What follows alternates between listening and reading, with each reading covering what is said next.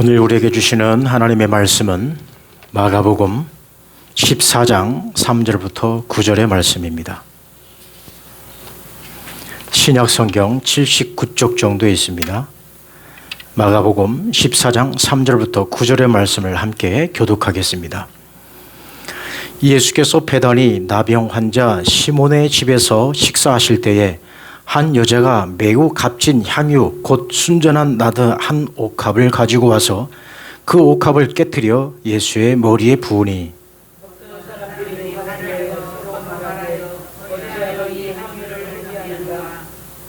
이 향유를 300데나리온 이상에 팔아 가난한 자들에게 줄 수 있었겠도다 하며 그 여자를 책망하는지라.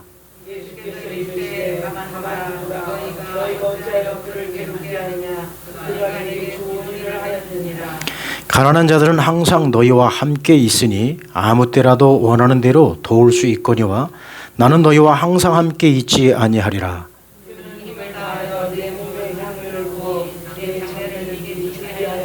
함께 있습니다. 내가 진실로 너희에게 이르노니 온 천하에 어디서든지 복음이 전파되는 곳에는 이 여자가 행한 일도 말하여 그를 기억하리라 하시니라. 아멘. 할렐루야. 함께 인사하실까요? 잘 오셨습니다. 잘 오셨습니다. 한 번 더 인사합니다. 사랑합니다. 사랑합니다. 네. 오늘은 내게 있는 향유옥합이라는 제목으로 함께 은혜를 나누고자 합니다. 어떤 한 배가 강을 지나고 있었습니다. 여기에는 누가 타고 있었냐면 광원들이 타고 있었습니다. 금광석을 캐는 그 인부들이 이 배에 가득 타고 있었던 것입니다. 그런데 저 배가 강을 지나다가 그 강 속에 있는 바위를 발견하지 못하고 그만 그 바위에 부딪히고 말았던 것입니다. 그 결과 저 배는 이제 좌초되고 말았습니다. 그 과정 속에서 많은 광들이 바다에 저 강에 뛰어든다든지 아니면 또 구명보트에 타서 그들의 목숨을 부지할 수 있었습니다. 그런데 거기에 남아 있었던 한 사람이 있었는데 이 사람은 시간이 지나도 나오질 않는 거예요. 왜 그런가 했더니 그 사람은 그 광원들이 가지고 나왔던 금들을 다 쓸어 모아서 자기 몸속에 다 감춘 거예요. 그리고 나서 강물에 뛰어드니 이 무게 때문에 이 사람이 어떻게 되었을까요? 강물에 뜨지 못하고 그냥 고스란히 저 강물에 빠져 죽었다는 이야기가 있습니다. 과욕이 부른 참사죠. 그 욕심을 버렸다면 자기 목숨을 구할 수 있었지만 자기 목숨보다도 금을 더 소중하게 여기고 그 금이 마치 이 배가 좌초되면 다 공짜인 것처럼 자기 거인 것처럼 그렇게 여겨서 다 끌어모았는데 오히려 그것이 자기의 목숨을 앗아가는 그런 도구가 되고 말았던 것입니다. 우리가 흔히 원숭이를 잡는 방법 여러분들 잘 아시죠? 원숭이를 잡는 방법은 이 방법이 아주 유용하게 쓰인다고 합니다. 저는 이 야자수를 안을 다 파서 그 안에 원숭이가 좋아하는 땅콩이라든지 바나나를 그 안에 집어넣는 거예요. 아니면 항아리를 이렇게 준비한다든지 그리고 저 야자수나 항아리를 이렇게 묶어 놓는 거예요. 그럼 원숭이들이 와서 어떻게 하냐면 그 안에 있는 맛있는 것을 먹기 위해서 원숭이 손을 집어넣는 거예요. 그러면 그 원숭이 손이 손에 있는 그 맛있는 것을 잡고 나서 꺼내려니 꺼내질까요? 안 꺼내질까요? 못 꺼내는 거예요. 그런데 원숭이들은 참 바보처럼 저 이 먹을 것을 좀 이렇게 놓고 빼면 되는데 그걸 못 놓는 거예요. 끝까지 그걸 붙잡고 꺼내니 이게 나오지 못하는 거죠. 그래서 꼼짝없이 저 원숭이는 잡히고 마는 것입니다. 욕심이 부른 또 하나의 참사이기도 합니다. 민수기 11장 34절 말씀에 보면 이렇게 기록합니다. 함께 읽어보실까요? 시작. 그곳 이름을 기브롯 하닷 아와라 불렀으니 욕심을 낸 백성을 거기 장사함이었더라. 아멘. 이 욕심으로 말미암아 다 죽을 수밖에 없는 하나의 사건이 있는데 그 사건은 저 민수기로 가보면 압니다. 그것은 하나님께서 이스라엘 백성들에게 광야 생활을 할 때에 그들에게 먹을 것을 주셨는데 그 먹을 것이 뭐였느냐? 만나와 메추라기였습니다. 이제 민수기를 통해서 지금 욕심을 통하여서 욕심 때문에 그들이 다 장사되었다라고 했는데 하나님께서 이스라엘 백성들에게 만나를 주실 때는 어느 만큼만 수확해야 되느냐? 먹을 만큼만. 자, 출애굽기 16장 20절입니다. 함께 있습니다. 시작. 그들이 모세에게 순종하지 아니하고 도로는 아침까지 두었더니 벌레가 생기고 냄새가 난지라. 모세가 그들에게 노하니라. 이제 이스라엘 백성들이 아침에 일어나면 만나가 쫙 내린 거예요. 이슬처럼 싹 내립니다. 그러면 아침에 이스라엘 백성들이 일어나서 자기 가족들이 먹을 만큼만 싹 거두어서 가서 먹고 끝나면 내는 거예요. 그런데 욕심을 부리고 더 많이 거두어 그것을 또 이렇게 다른 곳에 보관해놓으면 어떤 일이 벌어지느냐? 벌레가 생기고 냄새가 상한다는 얘기예요. 아마 지금 같으면 그런 일이 없겠죠. 왜요? 냉장고가 좋으니까. 여러분 냉장고 집에 다 세대씩 있잖아요. 일반 냉장고, 김치 냉장고, 또 스탠드 냉장고 다 있잖아요. 그 냉장고에 그냥 다 쟁여놓으니까 상할 일이 없지만 저 때는 무슨 냉장고가 있겠습니까? 하나님의 법칙은 뭐냐면 너희들이 욕심 부리지 말고 먹을 만큼만 가져가라는 거예요. 욕심 부리지 말라는 거예요. 그런데 그 하나님 말씀에 순종하지 아니한 그 이스라엘 백성들이 저 만나를 거둠으로 인하여서 어떻게 했습니까? 욕심 부렸다는 거예요. 그래서 민수기 말씀은 방금 전에 읽은 말씀, 욕심과 함께 더불어 그들이 장사되었다. 광야에서 욕심 부린 그들이 다 죽고 말았다는 얘기입니다. 그러면 이 욕심이 낳은 결과는 또 어떤 말씀이 있을까요? 야고보서 1장 15절 우리가 너무나 잘 아는 말씀이죠. 함께 읽어보십니다. 시작. 욕심이 잉태한 즉 죄를 낳고 죄가 장성한 즉 사망을 낳느니라. 곧 욕심은 뭐냐? 사망이라는 얘기예요. 만나와 메추라기를 보면 저 야고보서 1장 말씀이 딱 맞습니다. 욕심이 생기면 사망으로 가는 거예요. 자, 또 한 말씀을 보실까요? 창세기 19장 26절입니다. 함께 있습니다. 시작. 롯의 아내가 뒤를 돌아보았으므로 소금 기둥이 되었더라. 소돔과 고모라 성을 하나님이 심판하시고 멸하실 때에 유황불로 그들을 태워 죽입니다. 그런데 롯의 가족들이 도피하는 데 있어서 하나님께서 뭐라고 말씀하셨습니까? 뒤를 돌아보지 말라는 거예요. 뒤를 돌아보지 말라는 것은 너희들이 가지고 있었던 그 모든 것 다 버리고 새로운 출발을 하라는 얘기예요. 그런데 롯의 아내가 뒤를 돌아봐랐다는 얘기는 뭐냐? 다 아까운 거예요. 집에 놓고 온 재물들 다 아까운 거예요. 집에 놓고 온 그 보물들 아까운 거예요. 우리 집안 살림 아까운 거예요. 그래서 뒤를 돌아보았는데 그 결과가 소돔 기둥이 되고 말았던 것입니다. 이렇듯 욕심은 멸망인 거예요. 욕심은 망하는 겁니다. 오늘 본문 말씀에 보면 한 여인이 등장하는데 이 여인의 등장으로 인해서 우리는 무엇을 볼 수 있느냐? 참 이 여인은 욕심도 없어요. 우리 같으면 이 여인의 이 여인이 한 일들에 대해서 우리는 손가락질하고 비판할 수도 있습니다. 오늘 본문에도 그런 사람이 등장합니다만 이 여인이 지금 어떤 일을 벌였는지 한번 보실까요? 시기는 언제냐면 6월절과 무절 이틀 전이라는 얘기입니다. 그러니까 지금 예수님은 어디를 향해 가고 있냐면 예루살렘 성을 향해서 가고 있는 거예요. 왜요? 절기니까. 6월절, 무교절. 6월절과 무교절은 연결됩니다.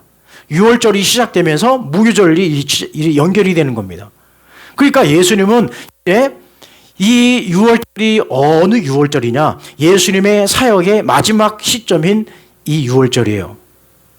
그래서 이제 예루살렘 성으로 들어가는 그 과정 속에서 어디에 들리게 되냐면 그 장소가 베다니 시몬의 집이었습니다. 여기에서 이제 함께 이제 여러 가지 대화도 나누고 사역도 하시고 또 병자도 고쳐주시고 하는 이 과정 속에서 어떤 일이 벌어졌냐면 한 여인이 예수님께 나와서 향유옥합을 깨뜨리는 겁니다. 그 향유옥합을 깨뜨려서 어떻게 했습니까? 예수님의 머리에 부은 거예요.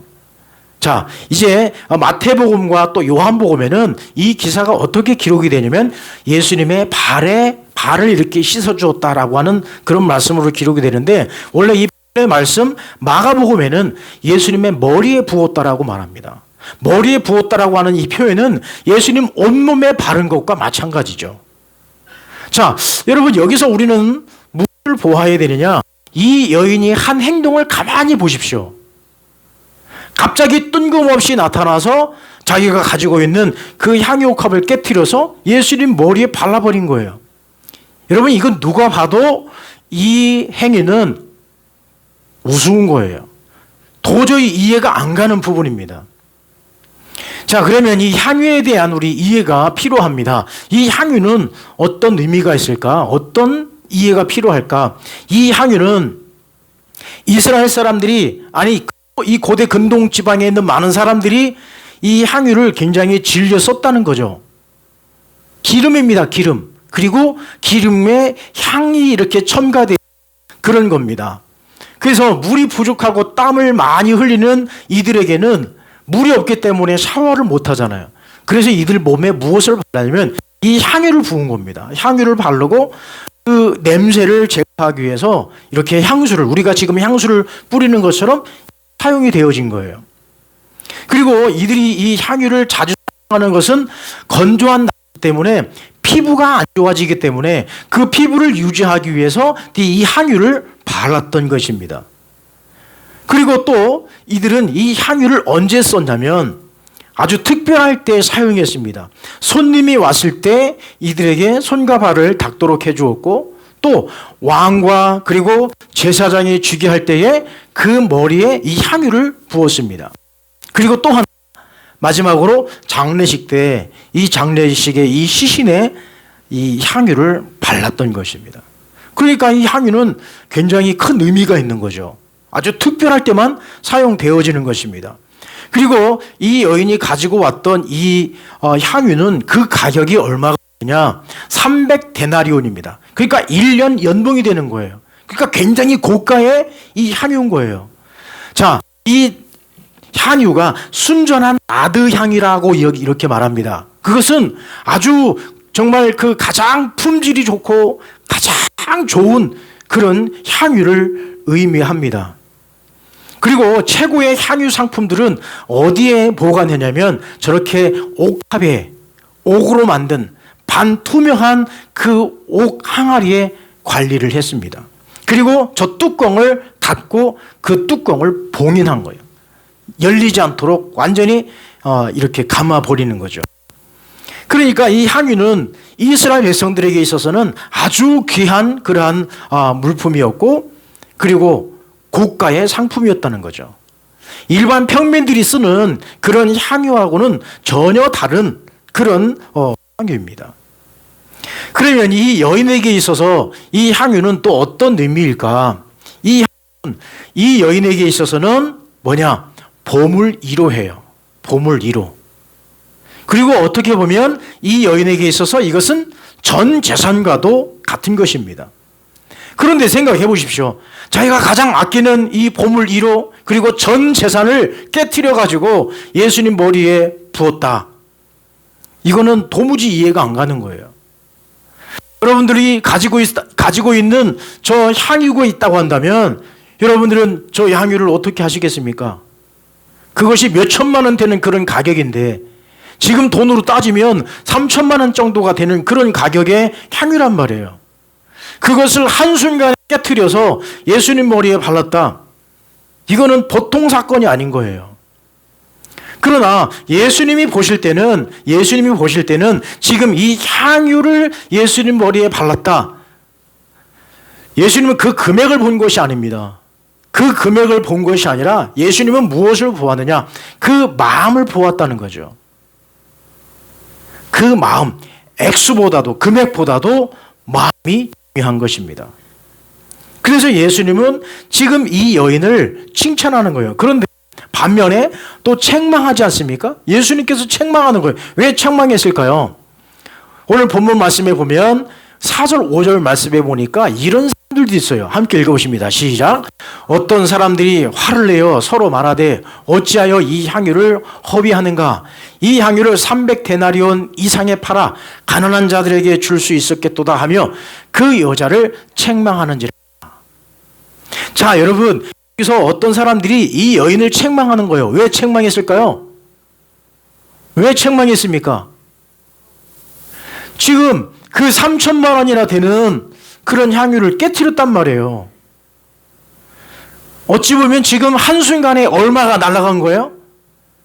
3천만 원이 날아간 거라요. 날아간 거. 그러니까 거기에 있는 사람들이 화를 내고 왜 그 향유를 허비하느냐. 차라리 이 향유를 팔아가지고 팔면 300데나리온이나 되는데 그것으로 다른 사람 나누어주고 구제했으면 얼마나 좋을까?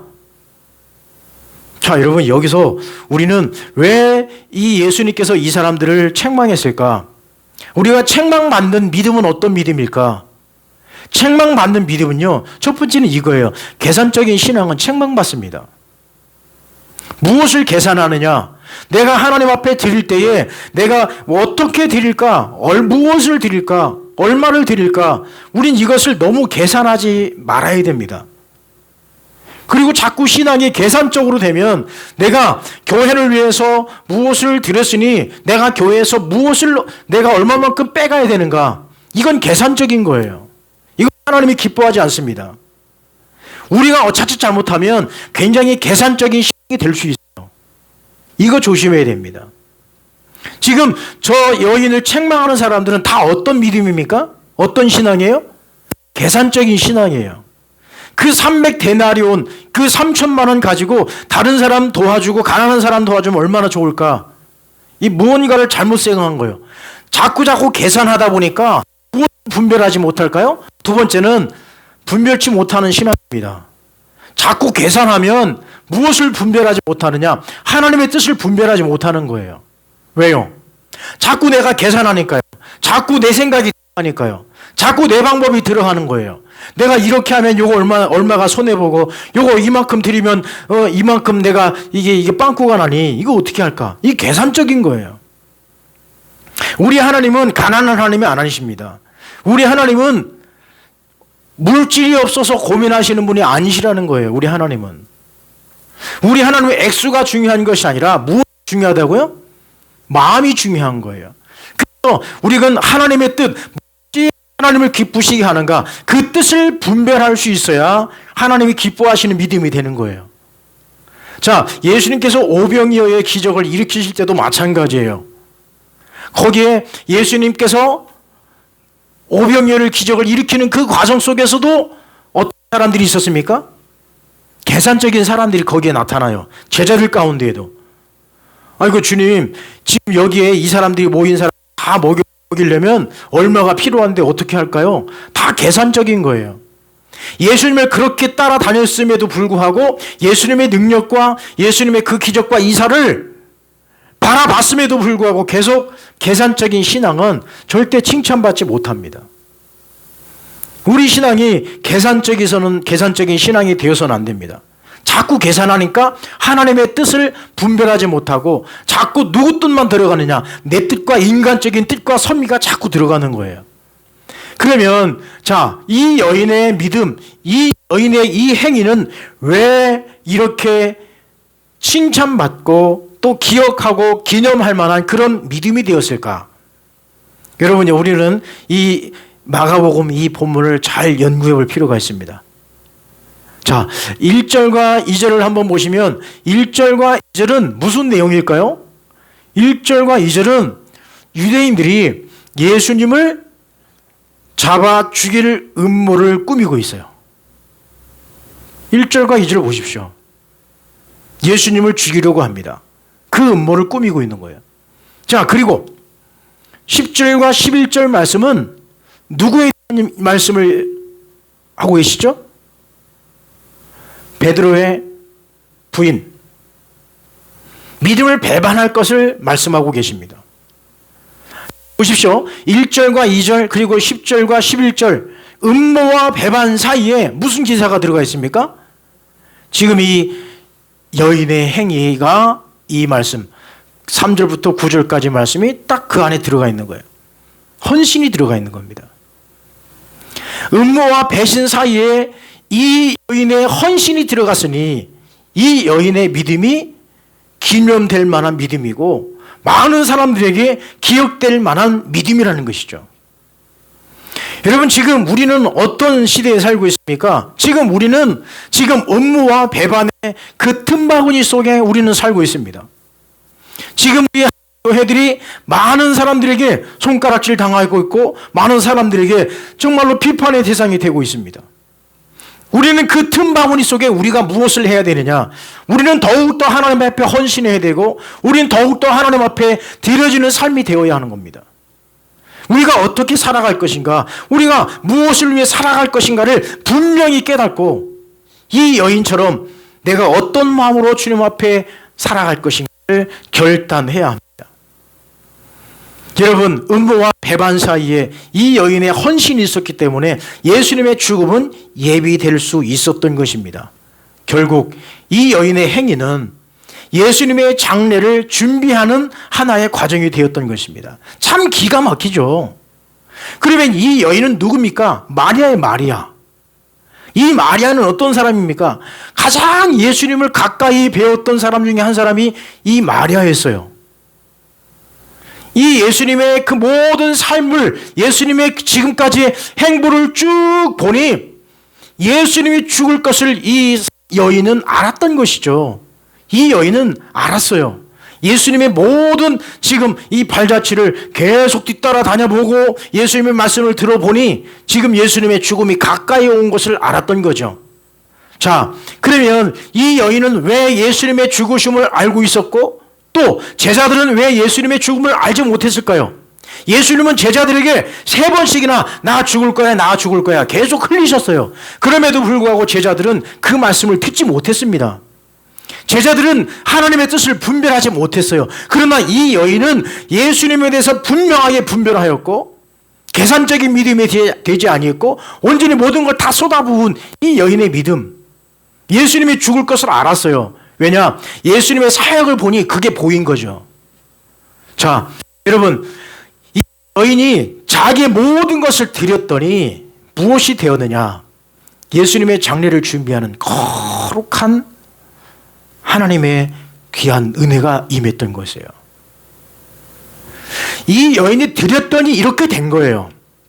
이 여인이 향유옥합을 깨뜨렸더니 예수님의 장례가 준비된 것입니다. 자, 또 하나. 이 여인이 예수님의 머리에 기름을 부었다라고 하는 것은 뭐냐? 자기 고백인 거예요. 만왕의 왕이시라는 거죠. 나의 왕의, 내 삶의 주인, 내 삶의 모든 것은 누구냐? 예수 그리스도인 것을 이 여인은 알았던 것입니다. 그러니 내 모든 것을 다 드릴 수 있었던 것이죠. 예수님께서도 비유로 말씀하시지 않습니까? 밭에서 봄을 찾은 사람은 자기의 전 재산을 팔아서 무엇을 삽니까? 그 밭을 사는 거예요. 왜요? 그 밭 한가운데에 보물이 있는 것을 알기 때문에. 이 여인은 예수님의 그 모든 사역들을 바라보면서 우리를 구원하실 만왕의 왕이요 우리를 구원하실 메시아이며 이분만이 참 구주인 것을 알았던 이 여인은 다 모든 걸 드릴 수 있었던 것이죠. 자, 그렇다면 오늘 이 시간에 여러분들이 우리가 함께 묵상해야 될 것은 무엇일까요? 나의 옥합은 무엇일까?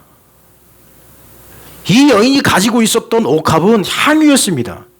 그러면 우리가 가지고 있는 그 옥합은 무엇일까? 물질일 것입니다. 그리고 건강일 것입니다. 그리고 재능일 것입니다. 우린 여러분 물질이 필요합니다. 우리 건강도 필요합니다. 우리 재능도 필요합니다. 그러나 이 모든 것들이 물질과 건강과 재능과 이 나머지 것들 모든 것들이 다 이것이 내 것이라고 여겨지면 그것은 욕심인 거예요. 우리는 그 욕심을 버릴 수 있어야 됩니다. 내가 가지고 있는 물질, 내가 가지고 있는 건강, 내가 가지고 있는 재능, 이것에 무엇이 더해져야 하느냐? 이것을 가지고만 있으면 이것은 무엇이냐? 이것은 내 것이 되는 거예요. 그러나 내가 주님 앞에 드려질 때에, 주님 앞에 드려졌을 때에 이것이 거룩해지는 거예요. 우리가 가지고 있는 물질 거룩해야 합니다. 우리가 가지고 있는 건강 거룩해야 합니다. 우리가 가지고 있는 재능 거룩해야 됩니다. 그 거룩은 무엇으로 되느냐? 하나님의 은혜로 감싸졌을 때 그것이 거룩인 거예요. 그것이 하나님 앞에 드려졌을 때에 그것이 거룩인 거예요. 여러분, 전 재산 팔아서 하나님 앞에 헌금하라는 얘기가 아니에요. 우리 기독교인들의 세계관, 우리 기독교인의 물질관, 우리 기독교인들의 모든 삶의 가치관이 어디 있느냐? 내가 적은 수입을 가지고 있지만 그 모든 이 물질들이 하나님이 주신 것이기 때문에 귀하게 쓰는 거예요. 하나님이 주신 물질이기 때문에 귀하게 쓰는 거예요. 내가 가지고 있는 건강, 하나님이 주신 건강이기 때문에 소중하게 다루는 거예요. 내가 아낄 수 있어야 되는 겁니다. 내가 가지고 있는 하나님이 주신 것이기 때문에 소중하게 쓰여져야 되는 겁니다. 이것이 거룩이죠. 자, 여기서 우리는 한 가지 중요한 게 있습니다. 이 옥합이 옥합으로서 가지고만 있었다면 이 옥합은 그냥 3,000마리 고가의 향유로서만 끝났을 것입니다.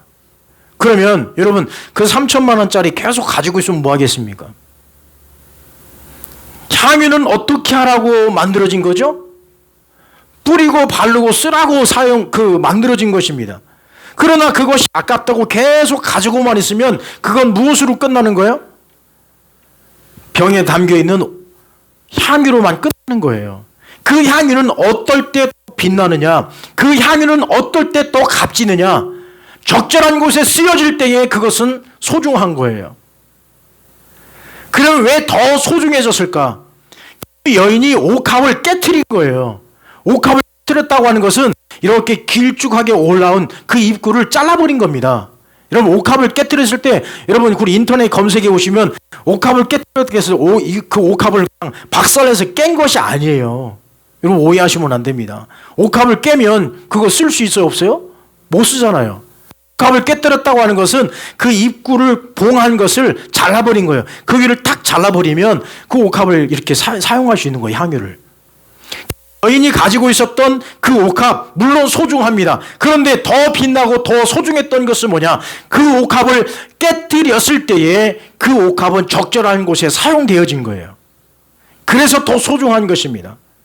그렇습니다. 우리의 물질이 주님 앞에 드려졌을 때에, 우리의 건강이 주님 앞에 드려졌을 때에, 나의 재능이 주님 앞에 드려졌을 때에 그것이 소중한 것이고 그것이 거룩한 것이 되는 거예요. 그것이 내가 가지고만 있으면, 그것이 내 것으로만 가지고 있으면 그것은 아무 의미 없는 거예요. 여러분 그런 말 있잖아요. 아끼다 뭐 된다? 그거 거시기 되는 거예요. 아끼다가. 아끼다 된다는 거예요. 그것을 소중하게 여기고 이것은 하나님의 것이다라고 우리는 소중하게 여길 수 있어야 된다는 얘기입니다. 우리는 이 향유 옥합에 있어서 깨진 이 향유 옥합, 드린 이 향유 옥합, 이 여인이 드린 향유 옥합에 대해서 우리가 한 가지 놓치고 있는 것은 뭐냐? 소중한 것을 드려서 이 여인의 믿음이 기념되어지고 이 여인의 믿음이 칭찬받은 믿음이 아니고 이 여인의 마음이 중요하다는 거예요. 마음이. 우리는 자꾸 액수가 중요하다고 생각하는데 그것이 아니라 이 여인은 무엇을 보았느냐? 예수 그리스도의 죽음, 예수 그리스도의 구속의 사역, 이것을 바라봤던 거예요. 그래서 이 여인의 믿음이 칭찬받은 것이지 예수님이 그 향유 3,000마리 그 머리에 발라서 기분 좋아서 이 여인을 칭찬한 것이 절대 아니라는 겁니다. 그러니까 우리는 우리가 가지고 있는 모든 것들이 누구의 것임을 고백할 수 있어야 됩니까? 그것이 주님의 것입니다. 내가 가지고 있는 물질도, 내가 가지고 있는 내게 주어진 이 건강도, 내게 주어진 도 다 하나님의 것임을 고백할 수 있을 때 우리는 풍요로워지는 거예요. 하나님의 것임을 내가 고백할 때에 나는 자유스러울 수 있는 거예요. 그런데 자꾸 내 것이라고 생각하고 내 거 자꾸 내 거라고만 생각하니 자꾸 계산이 들어가는 거예요. 자꾸 내 거라고 생각하니 아까운 거예요. 자꾸 계산적인 것이 들어가니 안 맞는 거, 계산이 안 맞죠. 하나님의 계산과 우리의 계산이 어떻게 맞을 수 있습니까? 가다가 그런 경우도 있어요. 제가 이런 여러 교회들을 돌아다니면서 보면 이런 사람들이 꼭 있단 말이에요. 무엇을 할 때 꼭 그런 분들이 있어요. 아니 그것은 교회 재정에서 하지 왜 이것을 왜 헌금으로만 이렇게 해야만 합니까? 라고 하는 분들이 계십니다. 간혹가다. 우리 교회는 없지만 저기 가면 있어요. 그건 계산적인 거란 말입니다. 하나님 앞에 우리가 드려질 때 그것이 값진 것이고 하나님의 것이라고 내가 구별했을 때 그것이 값지고 소중한 거예요. 여러분, 우린 계산적으로 가면 안 되는 겁니다. 이 여인을 보십시오. 아깝게 생각하지 않은 거예요. 왜요? 이것이 예수 그리스도의 죽음을 예비한 것이고 예수 그리스도의 죽음으로 말미암아 우리가 구원받는 것을 이 여인은 아는 거예요. 참 기가 막힌 거죠. 놀라운 거죠. 그러면 여러분, 내게 있는 이 향유옥합을 우리는 어떻게 될까요? 우리가 가지고 있는 이 모든 것들을 우리는 어떻게 해야 될까? 우리는 깨트려야 됩니다. 깨트려야 되는 거예요. 우리의 생각, 우리의 고정관념, 우리의 모든 것들을 다 깨트릴 때에 어떻게 되느냐? 자, 여러분들 한번 읽어보실까요? 시작. 그렇습니다. 깨트려야 은혜가 오는 거예요. 내가 가지고 있는 그런 것들을 깨트려야 되는 거예요. 봉에 있는 것이 깨져야 되는 거예요. 봉에 있는 것이 열려야 되는 거예요. 봉에 있는 것이 활짝 열려야 은혜가 임하는 것입니다. 그런데 우리는 깨지지 아니하고 은혜만 받으려고 그러니 그 은혜가 들어갈까요? 안 들어가는 거예요. 깨져야 은혜가 오는 거예요. 여러분 심령의 마음이 깨져야 은혜가 임하는 줄 믿습니다. 여러분의 고정관념이 깨져야 은혜가 쏟아지는 줄 믿습니다. 여러분의 모든 생각 자아가 깨져야 은혜가 쏟아지는 줄 믿습니다. 그리고 이 깨트린다고 하는 것은 또 어떤 의미가 있을까? 자, 여러분들 읽어보실까요? 시작. 깨트림은 사역이다. 이게 무슨 사역이냔 말이죠. 이 여인이 깨트렸더니 예수 그리스도의 구속사역에 동참하는 일이 된 거예요. 그렇습니다. 내가 깨지면 그것이 곧 뭐냐? 하나님의 구원 역사를 이루는 나의 작은 발판이 될 수 있다는 얘기예요. 내 한 사람이 깨어짐으로 말미암아 우리 교회가 살아난다면 내가 깨져야 되는 거예요. 내 향의 옥합을 깨트려서 많은 사람들이 행복해진다면 내 옥합 깨트리는 거예요. 나 한 사람으로 인해서 우리 온 교인이 도움이 된다면 내가 깨트리는 거예요. 저는 이번에도 참 여러분들에게 참 감사한 것은 뭐냐? 제가 왜 이 말씀을 준비했느냐? 여러분들이 너무 감사하고 여러분들에게 너무 감동적이기 때문에 제가 이 말씀을 선포하는 겁니다. 여러분, 우리 교회가 정말 힘이 있어요. 우리 교회가 은혜가 있어요. 뭐 하자고 하면 쫙 모여서 하고 뭐 하자고 하면 쫙 모여지고 얼마나 감사합니까? 아깝게 여기지 않냐고 여러분들이 드려지니까 거기에 놀라운 역사가 나타나는 거예요. 저는 이번에 영상 장비 구입할 때도 뭐 얼마나 나올까라고 그런 걱정이 들었고 그거 우리가 모집해서 안 되면 나머지는 뭐 계정으로 충당하지 뭐 그런 저의 어떤 개인적인 계산이 들어갔던 거예요. 그런데 막상 여러분 뚜껑을 열어보니 여러분이 함께 동참하고 우리 모두가 십시일반 하니까 여러분 거의 다 찼단 말이에요. 참 기가 막혀요. 제가 또 후회했다니까. 아이고 하나님 더 좋은 거 구입할 걸, 더 고가로 할 걸, 이왕 할 거에. 그런데요 우리 교회에 충분할 정도로 고가로 지금 준비하고 있는 겁니다. 마스크도 마찬가지예요. 마스크 하자고 그러니까 한 주 만에 그냥 거의 한 박스 다 차버리지 않았습니까? 그랬더니 다른 곳에서 한 박스 더 준다고 그런 은혜도 쏟아지고요. 여러분, 내가 깨지고 나면 내가 하나님 앞에 드려지는 그 순간에 어떤 역사가 일어나느냐? 함께 동참하는 사역이 되는 거예요. 우리 마음과 마음이 모아지면 못할 일이 없는 거예요. 우리 마음과 마음이 모아지면 우리 충신교회는 따라하십시오. 호랑이도 잡는다. 호랑이도 잡는 거예요. 못할 일이 없는 거예요. 내가 가진 것, 이것을 내가 악만 여기고 소중하게만 여기고 내가 가지고만 있다면 그건 소중한 게 아니에요. 그러나 그것을 깨트리고 드렸더니 이건 더 놀라운 구속의 사역에 동참하는 아주 소중한 것이 되었던 것이죠. 여러분, 또 하나 있습니다. 여러분 한번 읽어보실까요? 시작. 깨트림은 채움인 거예요. 깨져야 채워지는 거예요. 쏟아 부어야 채워지는 겁니다. 여러분, 이 여인은 쏟았더니, 깨트리고 쏟았더니 무엇으로 채워졌을까요? 구원의 은혜로 채워진 거예요. 더 이루 말할 수 없는 더 좋은 것으로, 더 신령한 것으로 채워진 줄 믿습니다. 그렇습니다. 여러분들이 깨트리면 하나님이 채워주십니다. 내 것 깨트리면 하나님은 더 좋은 것을 주시는 거예요. 할렐루야. 우리 동기 목사님 교회가 재작년일 겁니다, 아마. 우리 교회도 뭐 조금 도왔습니다만, 원도에 시골교회인데요. 교회가 완전히 불타버렸어요. 교회가 완전히 불타가지고 사택이니 뭐 교회가 이제 사택하고 붙어 있었으니까 사택도 불타고 교회도 불타고 그리고 교회 봉고차도 다 불타버렸어요. 한순간에 이 교회는 아무것도 남지 않은 교회가 되었어요. 그런데요, 이것이 기독공부에 나가고 또 CBS, CTS의 방송에 다 나갔습니다. 그 결과 어떻게 됐을까요? 그 전보다도 더 좋은 교회, 더 좋은 사택, 더 좋은 교회차가 생겼습니다.